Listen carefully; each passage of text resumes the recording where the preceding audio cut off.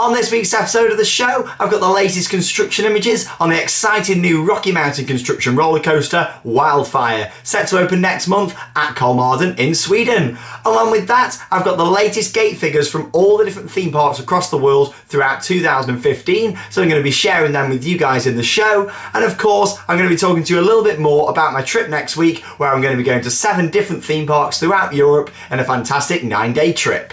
I'm Shawn Sanbrooke, this is Theme Park Worldwide the show, and that means it's time to cue those titles.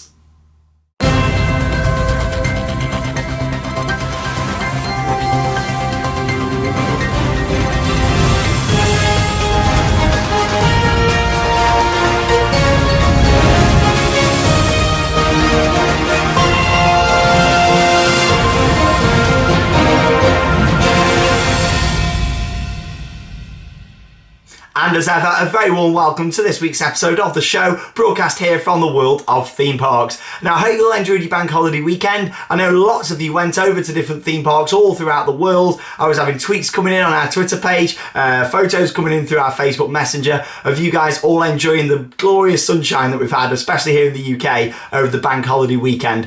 So thank you very much for sharing them photos. And if you do have any photos from your trips to share, make sure you send them in for us here on the Interact section of Theme Park Worldwide the show. Lots to get through then this week in the show. Like I say, it's a bit of an exciting time for us theme park enthusiasts, as each year they release the attendance data from the different theme parks across the world in a massive document, a massive PDF file that you can download, and it gives you all the different gate figures from all the different theme, water parks, museums, all the different attractions throughout the world. And I find it really fascinating, and I think it's something that a lot of you guys probably won't have heard of before. So I thought this week in News Off the Rails, I'm going to share that with you, and we'll have a little look at the attendance data for different theme parks here in the UK, in Europe, and of course throughout America as well. So let's kick straight in then with a little bit of News Off the Rails.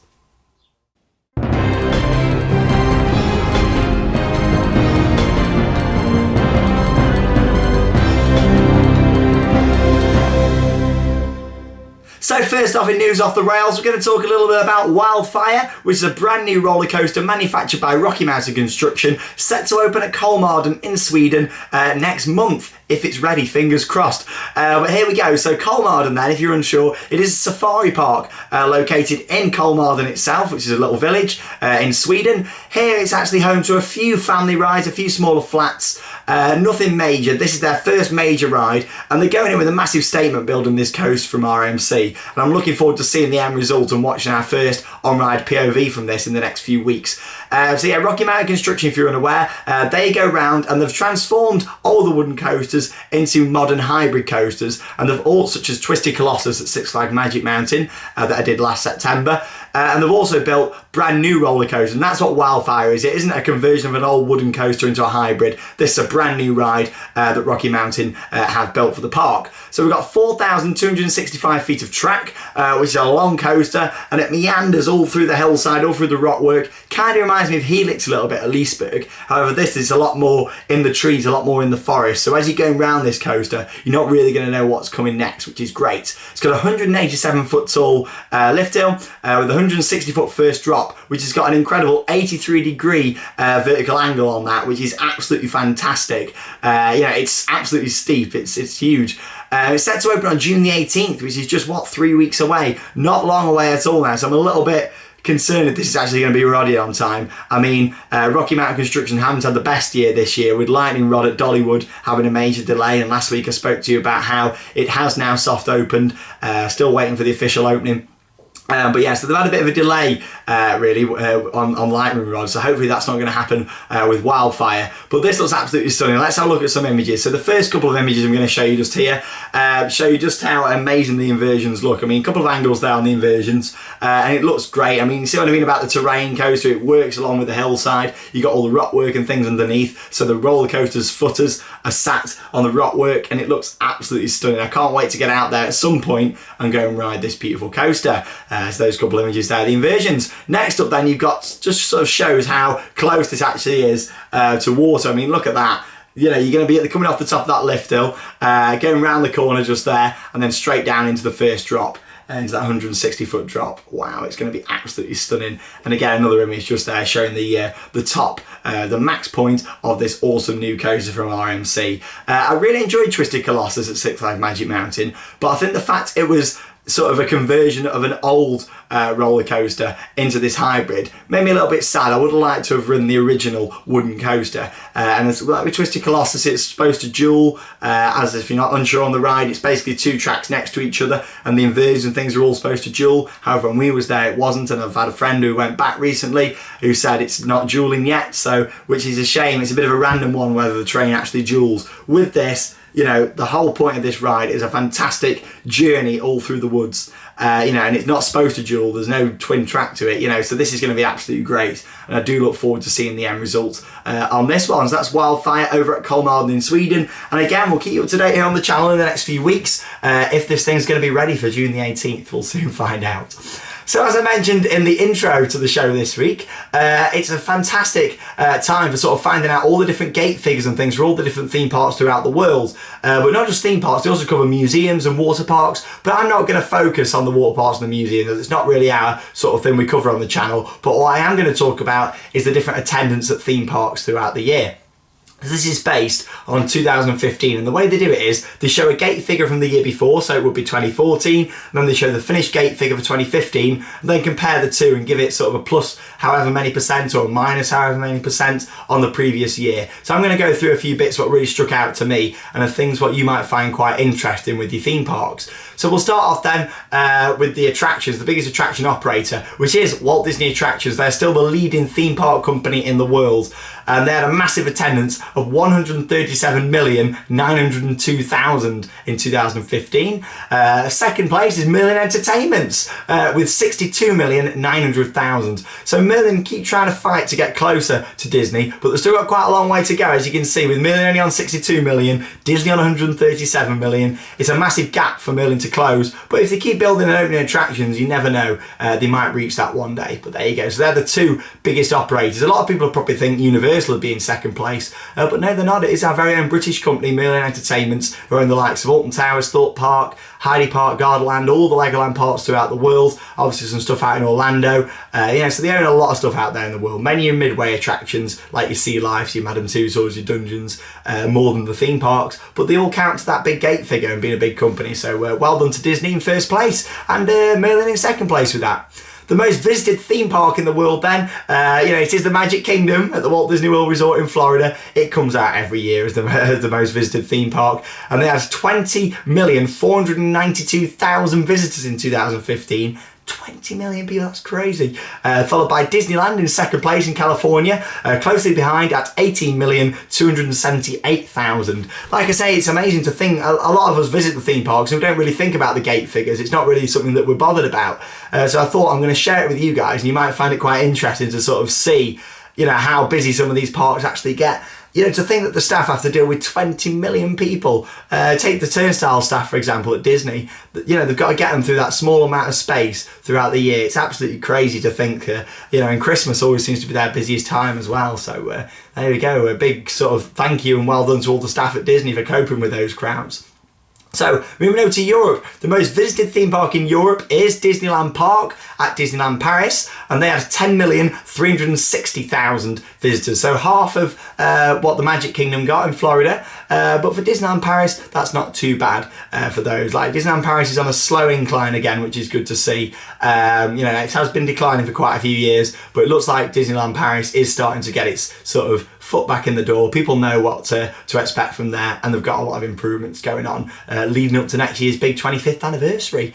In second place then, it's not the Walt Disney Studios, which is the second park at Disneyland Paris. It's actually somewhere quite close to my heart. It is Europa Park that had 5.5 million visitors in 2015. That's 500,000 growth on 2014. It's a lot of facts going around in my head at the moment, you know, which is absolutely crazy to think that they've got another 500,000 visitors just in a year from adding a few new additions.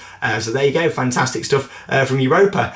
So Walt Disney Studios actually finishes in 5th place. That's sort of after the Efteling, Tivoli Gardens and Europa Park. All those parks got busier than Walt Disney Studios at Paris. You'd think with, you know, Disneyland Park getting 10 million visitors, you'd think that Walt Disney Studios would do just as well or nearly as well, but it failed to even get half the amount of visitors that Disneyland Park got, which is quite interesting.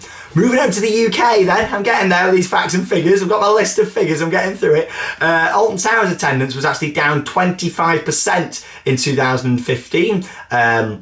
Compared to 2014, they only got 1,925,000 visits in 2015. That's obviously due to last year. What happened at the park? The busiest park in the UK was actually Legoland Windsor at 2,225,000 visits. So Legoland doing really well. It's good to see that Merlin's Lego brand is just expanding, and there's always new Lego parks that seem to be in the planning stages or popping up across the world. Another one set to open in Dubai later in the year. Lego's doing really well. Legoland as a brand is fantastic, and I always enjoy visiting the Legoland parks. So there you go. Hopefully Alton Towers, they're in a growth process, the next few years with new investments such as Secret Weapon 8, and it will start to creep back up. I'm sure it'll soon be back at the most visited theme park in the UK.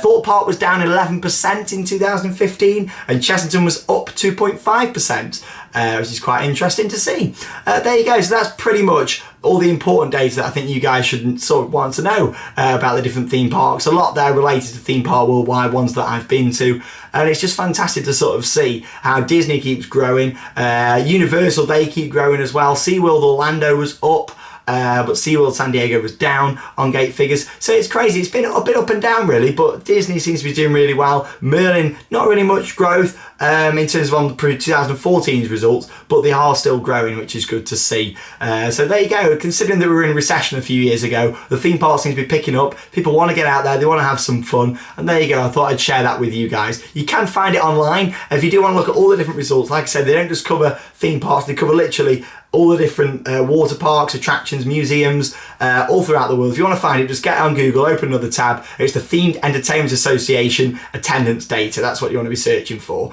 And it's a massive PDF file with all that information on for you to see. Moving on then from them interesting gate figures for you, going to talk a little bit about next week's trip. This Friday I'm heading out to Europe with Joe Beasley and also Martin Hopwood from the vlogs. Joe, I'm sure a lot of you know, he's been in a lot of the vlogs here on the channel, and Martin's a brand new vlog star. He premiered the other week, so check him out. And we're going to be spending a lot of time with these guys out as we do 7 parks in Europe across 9 days. It's going to be fantastic. We're driving down to Dover, we're going to be getting on the ferry over to Calais, and then the adventure begins. We're going to be going to all these different parks. We're going to be staying at TPW HQ, which is where next week's episode of Theme Park Worldwide, the show, will be broadcast. So a little bit of an on-location episode for you guys next week. Of course, I'm going to be filming 7 different vlogs as well throughout the trip. So much content to come in the next few weeks. June's going to be the busiest month yet for Theme Park Worldwide, especially with the vlogs. I mean, May was crazy, but June's going to be even more crazy, so I can't wait to share it with you guys. Now, last week I did say that I'm going to talk to you this week a little bit about what I'm most excited about from each park that I'm going to be visiting.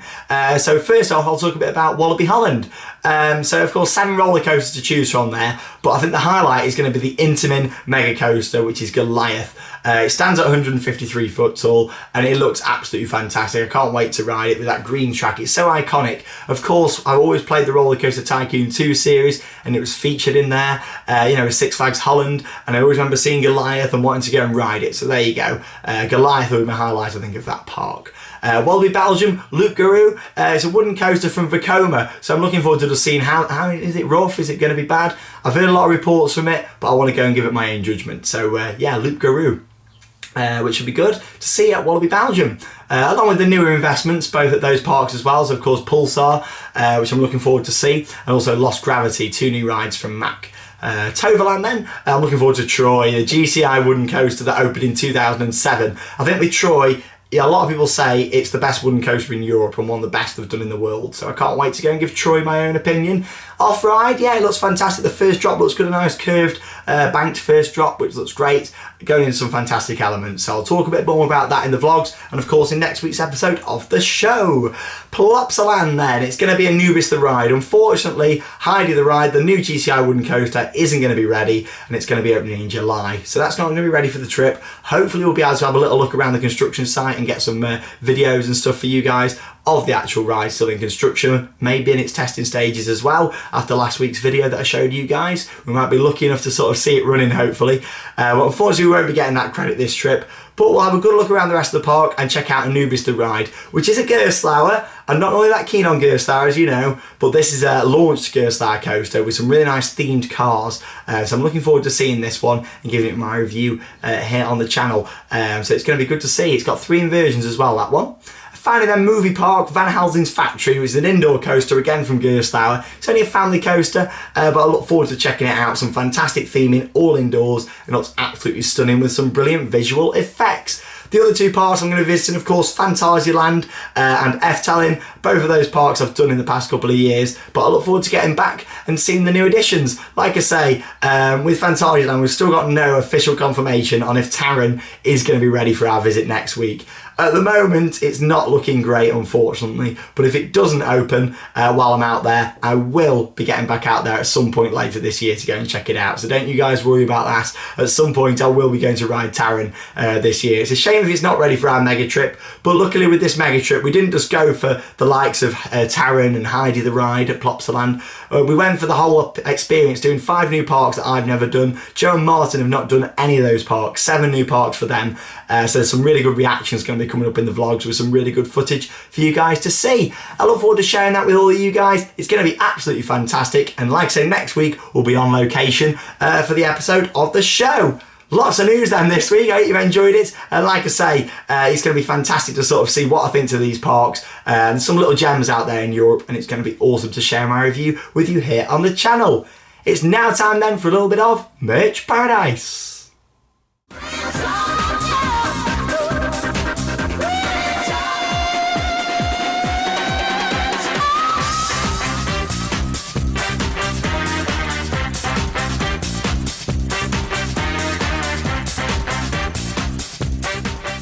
Yes, it is time for Merch Paradise, and this week I'm going to show you something a little bit different. Now, as you know, I absolutely love theme park audio, and when I've been in the vlogs, I might talk sometimes about the quality of the audio around the park, whether there's audio in ride stations, on-ride audio, that sort of thing. And what I really love from a park is when they release that audio on CD, or I'll be able to download maybe as an MP3. But this is actually from Chiapas, which is a fantastic water ride at Phantasialand. I'll be back there next week.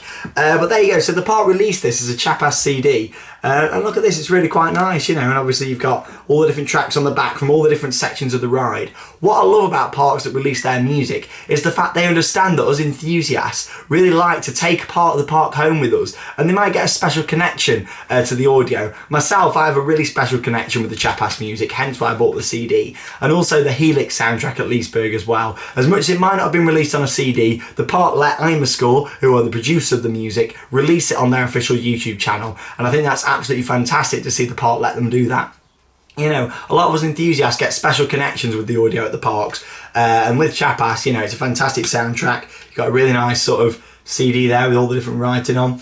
You know, it's just great to see that the park have done that. So there you go, that's my Chiapas CD. I've got lots of other CDs from the theme parks actually. Portaventura are a really good park for releasing audio. They release audio from all their different shows, and sometimes the attractions as well, such as when Shambhala opened, they released all the queue line and area audio, which was great. And again, Europa Park, a fantastic park for releasing audio. In fact, in their main gift shop on the entrance, they've got a massive shelf full of all the different CDs that are available. There's about 10, 15 CDs, all from the park. You've got all the different volumes of music audio from around the park, show audio, when they do their Horror Nights events at Halloween. You know, it's just great to see. So if more parks are listening, it'd be great to sort of see you release more audio, either on CD or as just an MP3 as a download. But ideally, it's good to have them on a CD because it means you can take home the memory. Whenever I feel like being back on Chiapas at Phantasialand, I can put this CD on here at the World of Theme Parks, chill out, look at my mugs, and have a nice afternoon. There you go. That's it for this week's Merch Paradise. Chiapas CD. Questions, questions, questions everywhere.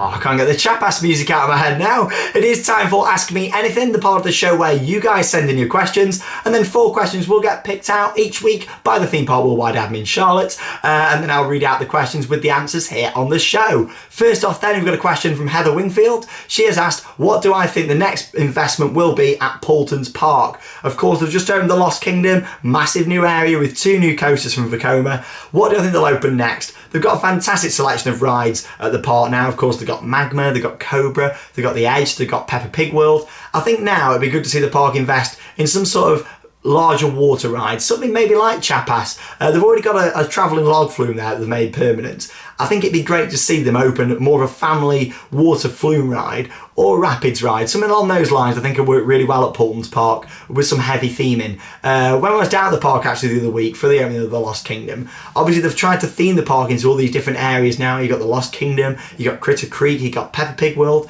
and then you've got down where the Edge and the Cobra is. You haven't really got any theming going on down there, so maybe they'll theme that area up and put maybe a water ride going around the area. That'd be quite nice to see. And I'm sure Paulton's have got some exciting plans for us in the future, and I look forward to seeing it. So thank you for your question. Robbie Allen has asked, what would you do if you hit 1 million subscribers on YouTube?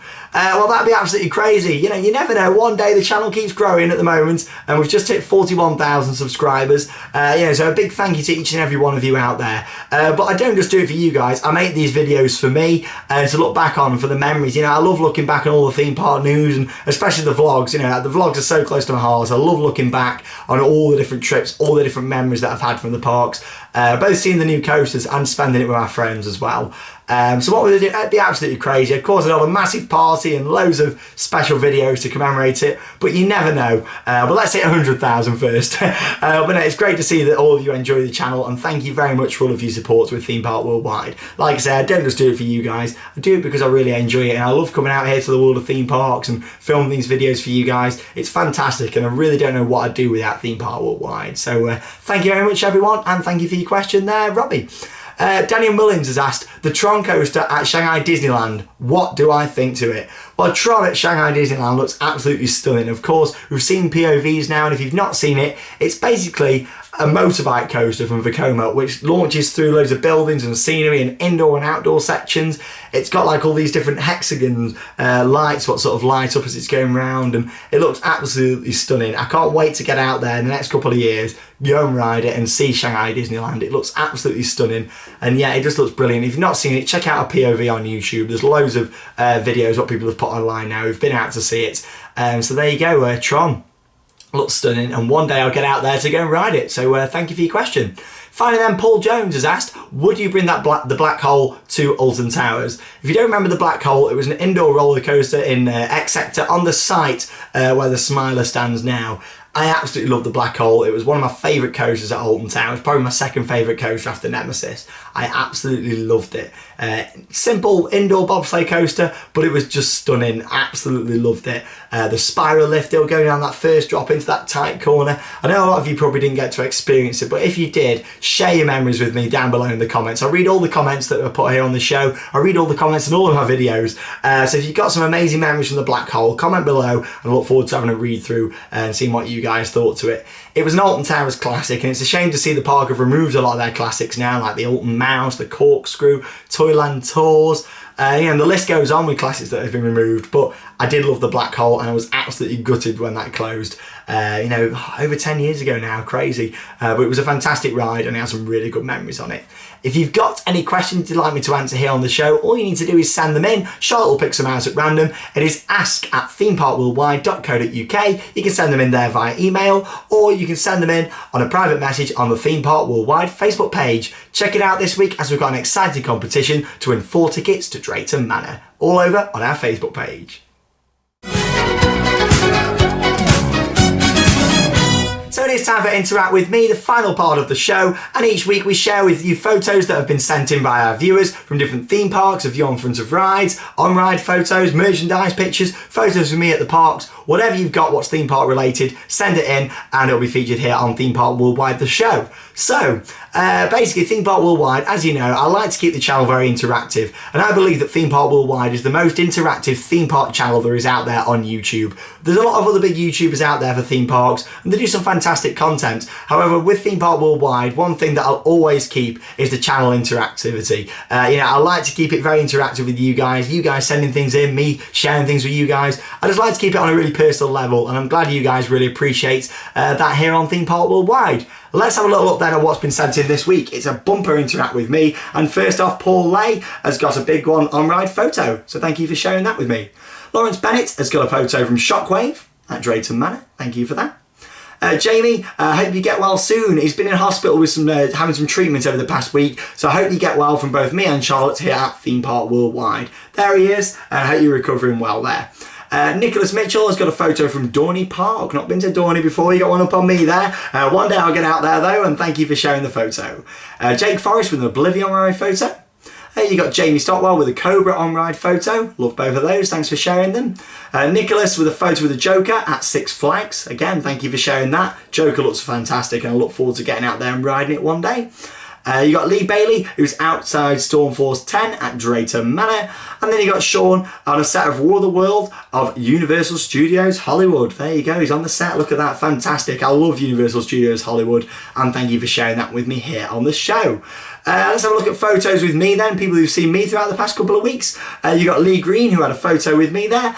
You got Michelle Casso, Holly Smith, you got Nathan, Joey Maggs, and also Melanie Lowe. It was great to meet all you guys there. They are all coming past. It was great to see you all, and I'm glad you enjoy watching Theme Park Worldwide, the show. Let's have a little look then at merchandise that you guys have sent in this week. You've got Matt Weller with a Beauty and the Beast selection of merchandise from Disneyland. You've got Niels with some Fantasyland merchandise. Oh, loving that. I've not got some of that there. Love it. You got Brandon Hicks with a Smiler t-shirt. There you go. I think Charlotte will have a Smiler t-shirt like that one as well. Alex Weston with an Alton Towers custom hoodie. And finally, you've got Karen Brown with some Vampire merchandise. Really, really good there, and some fantastic items. Also, big shout outs this week to Sean Brown, Isla and Afrasad, and Raw Parks Australia, along with a very big happy birthday to Martin Ashby. I'm glad you enjoy watching Theme Park Worldwide, the show. If you've got anything you'd like to send in for interact with me here on Theme Park Worldwide, the show, all you need to do is send it in via email. It's interact@themeparkworldwide.co.uk, or send it in as a private message on our Facebook page. Charlotte will pick the best items out each week and share them with us here on Theme Park Worldwide, the show. Hope you've enjoyed this week's episode then. It's been absolutely fantastic bringing to you yet again here from the world of theme parks. Next week we'll be on location at the Theme Park Worldwide on location show. It's going to be fantastic. It's our first one of the year, and I look forward to sharing it with you guys here on the channel. Hope you've enjoyed it then. Make sure you check out our other videos and vlogs throughout the week. I'm about to go and get packed so I can get on my over on the ferry. I was going to say plane. Get on the ferry over to York for the trip, and that means it's time to cue those credits. See you later guys, have an awesome week.